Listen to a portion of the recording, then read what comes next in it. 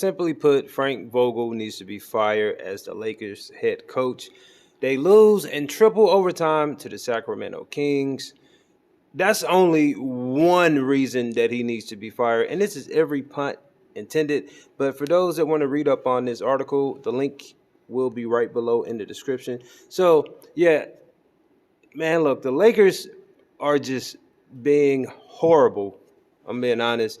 Uh, I saw them play live against the Pacers, and it was a great game. I saw LeBron James just clearly being a legend. And if a 36-year-old man has to do all of this and the coach don't know how to make proper rotations and teach a team how to play defense, and you're a defensive coach, you need to be fired, because you can't fire all of the players, but you can fire the head coach. Now, this is something that's very disturbing amongst Laker Nation, because you have all this talent and it's just not meshing. And we saw what happened in the beginning. Westbrook obviously is the second biggest problem with all the turnovers and not fitting in.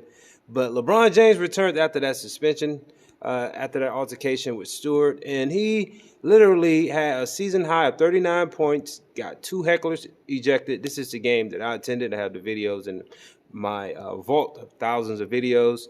Multiple clutch threes, Sam Cassell celebration, which he did get fined, I think like $15,000. That's because of the net grabbing.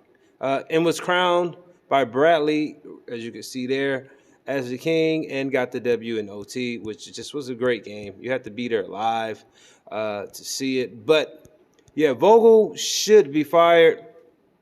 It's no excuses, no more. They are now under 500, and this is just unacceptable. To the Kings, 141, 137. Out of all teams, like, it's just it's something that I'm living in, like, this fantasy world of unbelief when it comes to the Lakers having this type of talent and losing to the Kings. And this game was a disaster. I don't want to go over it statistically, but LeBron James still had a pretty solid game. And it's just, man, it's too much. It's too much as a fan to see them suffer like this. And we know it's the coach. If they had a coach like Phil Jackson, he would have figured it out. Coach like Popovich, he would have figured it out.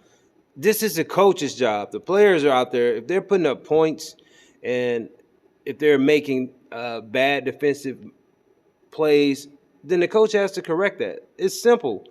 We can't put this all on the players, because a basketball team forms like Voltron.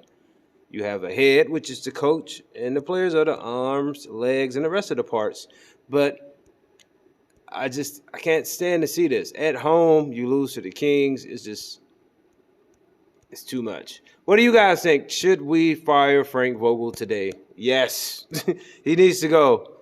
There's just no reason for him to stay there. We know LeBron James coaches this team.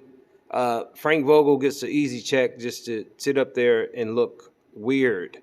You ever seen a coach that don't get, like, pissed off? This man's never, like, mad. How the Lakers playing, I would be so mad at everybody.